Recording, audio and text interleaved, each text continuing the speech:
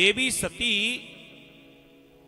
जिनके यहां पर पैदा हुई वो है दक्ष। वो हमेशा मैं करता है, लेकिन जब अभिमान दूर कर दिया ना तो संयोग ही हो सकता है अगले जन्म में जिनके यहां पर पैदा हुई उनकी मां का नाम है मैना। क्या नाम है उनका? मैना, माने किसी प्रकार की मैं है ही नहीं। और जहां पर मैं नहीं है उसी को भोलेनाथ प्राप्त होते हैं। हमारे सूत जी महाराज वर्णन करते हैं कि आप ध्यान से सुने, ये मैना जो है वो कौन है? दक्ष की जो 60 कन्याओं में से एक स्वधा नाम की कन्या है। कलम कन्याओं के नाम आपको सुना रहे थे, उन्हीं में एक बेटी का नाम है स्वधा। ये सुधा नाम की कन्या से उत्पन्न हुई जो बेटी है ये है मैना। दक्ष ने सुधा नाम की कन्या का विवाह पितरों के साथ किया।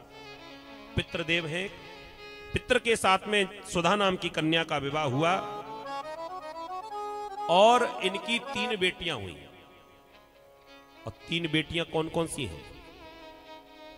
एक बेटी का नाम मैना, एक का नाम है धन्या और एक का नाम है कलावती। 3 बेटियां हुई। और इन 3 बेटियों की भी एक पुरानी कथा सुनाई। इनके पिछले जन्म की कथा क्या है? एक समय ये तीनों बहनें भगवान नारायण का दर्शन करने के लिए बैकुंठ में पहुंची। कौन कौन सी? मैना, धन्या और कलावती। ये तीनों बहनें चलो नारायण का दर्शन करने के लिए जाएंगे। साधारण कन्याएं नहीं थी, नारायण का दर्शन करने के लिए जा रही थी। भगवान का इंतजार कर रही है कि थोड़ी देर में नारायण का दर्शन होगा। और उसी समय भगवान नारायण का दर्शन करने के लिए सनक, सनंदन, सनातन, सनत कुमार ये चारों दर्शन करने के लिए आए। सनक कुमार सीधे ही भीतर जाने लगे। इतने में 3 जो कन्या थी वो कहने लगी, देखो हम पहले आए हैं, दर्शन पहले हम करेंगे, आपका नंबर बाद में आएगा। चारों कुमार कहने लगे, तुम्हें पता है लाइन में और कोई लगता होगा, लेकिन हमारे लिए भगवान ने हमेशा अपने दरवाजे खोल रखे। विप्रधेनु सुर संत हित लीन मनुज अवतार। भगवान हमारे लिए तो अवतार भी लेते हैं, इसलिए हमें लाइन में लगने की जरूरत नहीं। हमारे पास वीआईपी पास पहले से ही है, हम भीतर जाकर दर्शन कर लेंगे, आप लोग लगो लाइन में। तीनों कन्याएं कहने लगी कि सुनो जी, भगवान के द्वार में कोई वीआईपी नहीं होता। अब आपको भी आना है तो लाइन में आइए, पहले हम आइए। चारों कुमार, क्योंकि इनके पास भगवान के भजन की शक्ति थी और भगवान के भजन की शक्ति के कारण आज जब कन्याओं ने इनसे अनर्गल भाषण किया, इनसे बहस करने लगी। एक बात ध्यान रखना, कभी संतों से बहस नहीं करनी चाहिए। स्वभाव क्या है? देखो, अगर भगवान के भक्त हैं, अगर कोई व्यक्ति आ रहा है और आकर यदि कहता है कि ये काम मैं पहले करूंगा, तो जो भक्त स्वभाव के होते हैं तो वो ये कहते हैं कि हाँ भैया पहले आप करें। और हम ये कहें और अड़ जाएं अपनी बात पर, नहीं पहले हम आए, पहले हम ही करेंगे, तो ये तुम्हारी भक्ति नहीं है। अगर हमारे मन में सच्ची श्रद्धा है और शिव जी का मंदिर हो तो वहां पर लाइन लगाकर कोई दर्शन कर रहा हो, और कोई भी ऐसा व्यक्ति, क्योंकि भोलेनाथ के तो हर प्रकार के गण होते हैं, अगर कोई ऐसा गण आ गया इनका कि नहीं हमारे पास समय नहीं, पहले तो हम ही करेंगे पूजा, तो अच्छे स्वभाव के भक्त होते हैं, कहते हैं कि हाँ भैया पहले आप ही कर लें।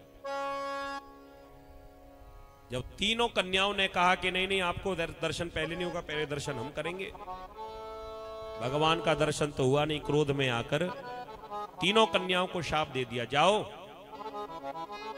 तुम्हें संसार में जाना पड़ेगा। साधारण संसारियों की तरह तुम्हारा जन्म होगा। इतने में भगवान नारायण आए। भगवान नारायण ने जाकर शांत किया। क्या हुआ? कह दिया कि हम आए आपका दर्शन करने और ये तीनों कन्याएं आपको रोकने लगी।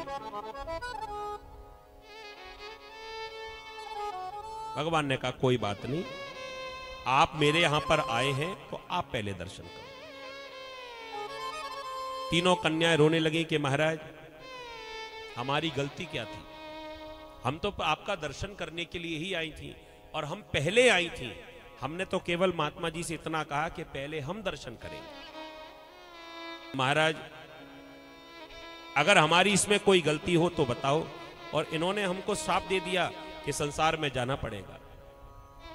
भगवान मुस्कुराकर कहने लगे देखिए इसमें कोई कुछ नहीं कर सकता, ये जो भी कुछ हुआ है ये केवल शिव जी की कृपा से ही हुआ है। वैसे ये चारों जो बालक है ना, इनको कभी क्रोध आता नहीं है। सनक, सनंदन, सनातन, सनत कुमार, ये हमेशा एक मत रहते हैं। लेकिन जो भी हो रहा है हुई है वही जो राम रच राखा, ये पहले से ही निर्धारित था। लेकिन हम लोग तो निमित्त बन जाते कि ये काम उसकी वजह से हुआ, उसकी वजह से ये काम बिगड़ गया और उसकी वजह से ये काम बन गया। ये केवल संसार में केवल दिखावा एक निमित्त मात्र है, लेकिन करने कराने वाले तो कोई और ही है। करते हो तुम कन्हैया, मेरा नाम हो रहा है और मेरा आपकी कृपा से सब काम हो रहा है। तीनों कन्याओं ने कहा कि भोलेनाथ की कृपा से अगर ये हुआ है तो भोलेनाथ इस प्रकार हमें संसार में तो नहीं भेजेंगे, कोई ना कोई कारण तो होगा। ये शाप हमें क्यों मिला? तब भगवान नारायण ने कहा है कि भोलेनाथ की इच्छा थी कि आप संसार में जाओ, क्योंकि तुम संसार में जाओगी तो तुम्हारे ही तेज से शक्ति प्रकट होगी। तुम तीनों बहनों के तेज से 3 रूप में शक्ति प्रकट होगी। अब बड़े ध्यान से गौर से सुन लेना। 3 बहनें हैं और तीनों को कौन कौन सी शक्तियां प्राप्त हुई। सबसे बड़ी जो बहन जिनका नाम है मैना, कह दिया इनका विवाह होगा पर्वतराज हिमालय के साथ और तुम्हारे यहां पर साक्षात शक्ति के रूप में मैया पार्वती प्रकट होंगी।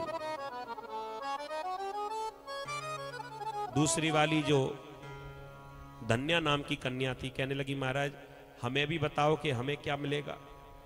तो कह दिया कि आप जाइए और आपके आगे आने वाली त्रेता के समय में तुम्हारे जो पुत्री होगी जिनका नाम होगा सुनैना, जो मैया जानकी की मां हुई सुनैना, और उनके यहां पर साक्षात देवी सीता के रूप में प्रकट होंगी, सुनैना के रूप में आई। और तीसरी है कलावती। ये कलावती आगे चलकर संसार में कौन बनी? ये बनी है कीर्ति मैया। आशीर्वाद दिया भगवान नारायण ने कि सबसे छोटी कन्या है वो कीर्ति बनकर संसार में आएंगी द्वापर के समय में, जिनके यहां पर साक्षात राधा रानी बेटी बनकर प्रकट होंगी, वृषभानु के साथ में जिनका विवाह होगा, साक्षात बरसाने वाली जिनके यहां पर प्रकट होंगी। ये 3 शक्तियां हैं। आप लोगों ने कई बार सुना होगा भागवत की कथा में भी, चाहे वो सीता हो, चाहे वो लक्ष्मी का रूप हो, चाहे वो देवी का रूप हो, और चाहे हमारी श्री राधा रानी ही क्यों ना हो, इनके नाम अलग अलग हो सकते हैं, समय अनुसार देश काल परिस्थिति के हिसाब से अलग अलग रूप में आई, लेकिन तत्वतः ये है तो शक्ति ही।